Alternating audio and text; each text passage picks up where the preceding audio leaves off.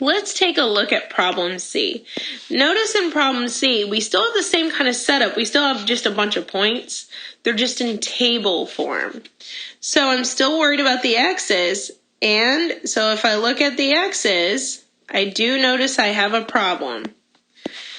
I have a repeating -4, which means that these will, again, not be a function because it will not pass the vertical line test because we have x's repeating again. However, just like the last couple, I can still find the domain and I can still find the range.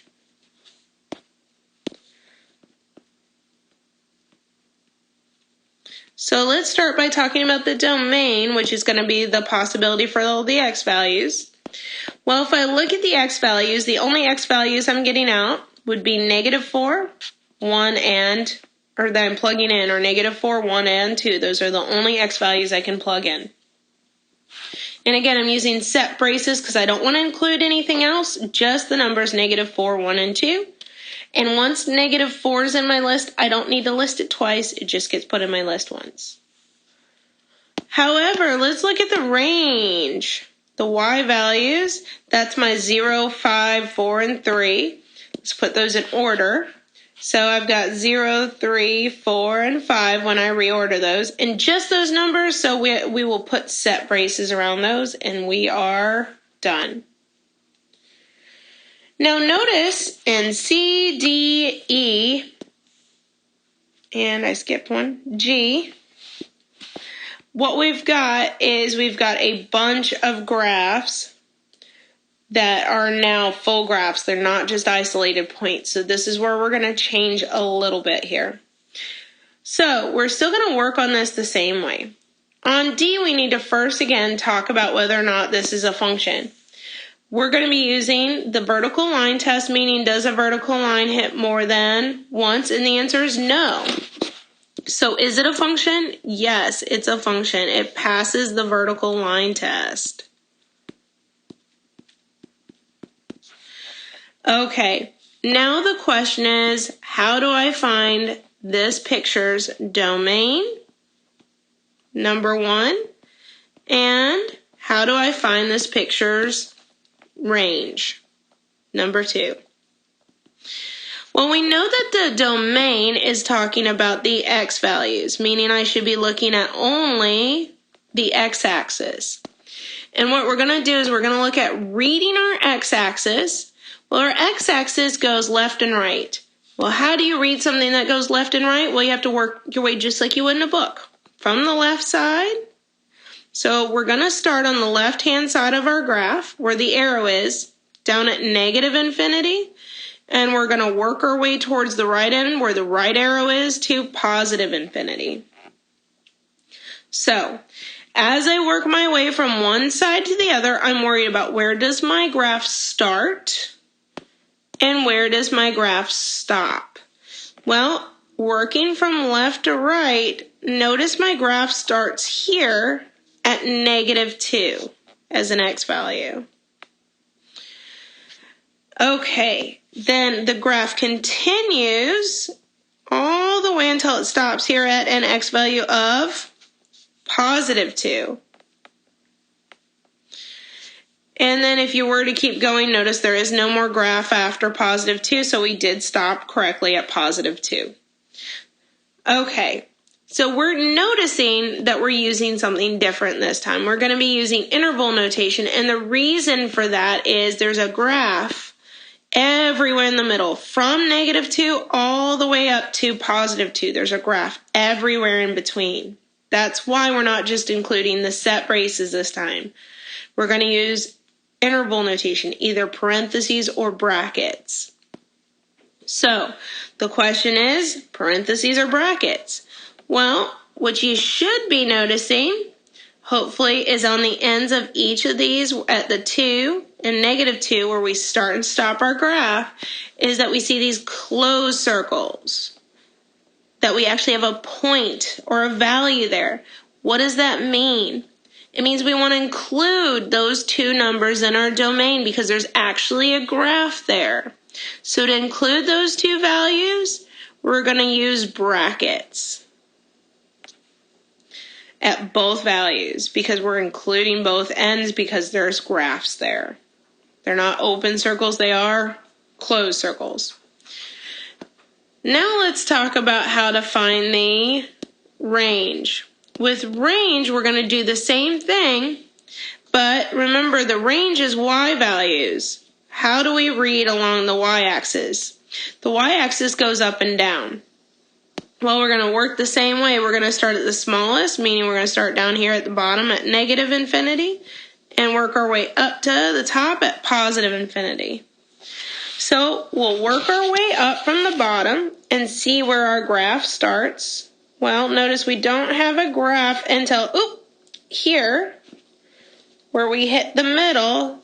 Where does that happen? That's happening at 0. Then I can keep on going all the way until it stops up here at 3. And notice if I were to continue going, there's no graph up top. So there's only a graph here in the middle, where it started here at 0 and continues but stops at 3. So we've got a graph that starts at a y value of 0 and ends at a highest y value of 3.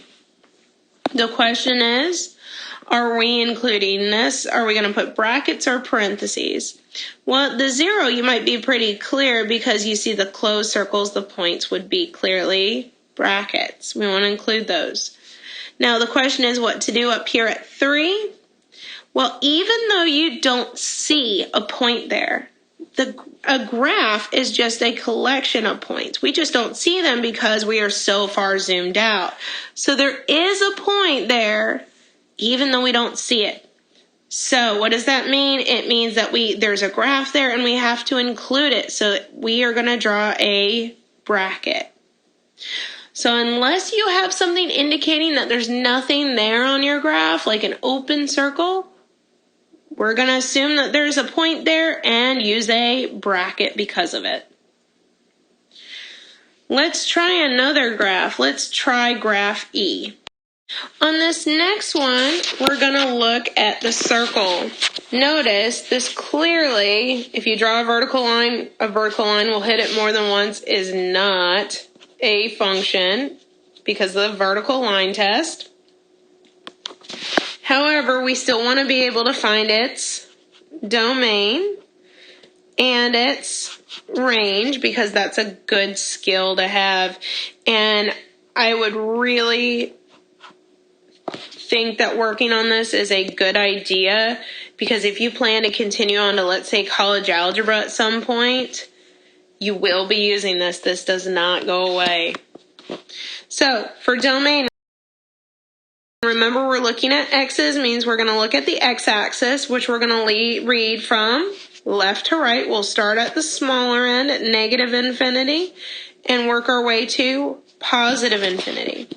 So if we read our graph from left to right and trace it, we'll notice our graph starts here at negative 3.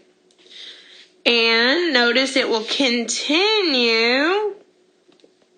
The graph starts at negative 3 and continues all the way until it stops here at a positive 3.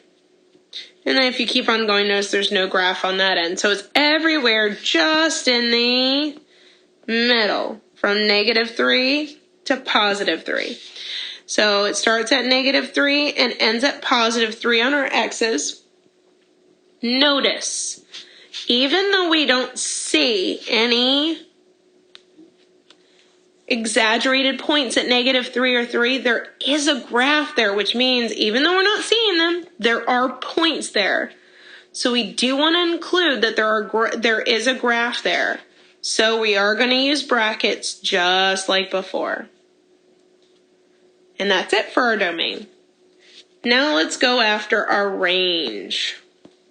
Let's see. With the range, we're going to work the same way. We're going to work from smallest to largest. So we're going to start at the negative infinity end and work up to the positive infinity end on our y's because it works up and down. And we start with the lowest which is the negative end.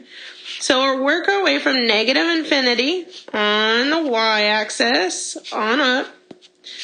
And notice our graph starts here at -3.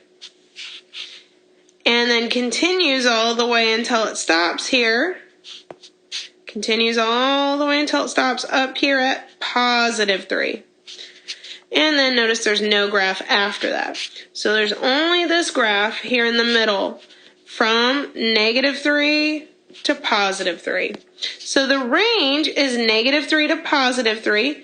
And just like before on the x's, even though you don't see points, you do have a graph at 3 and -3. So there are points there even though you don't see them. So we need to include them. So we use brackets. And that's it.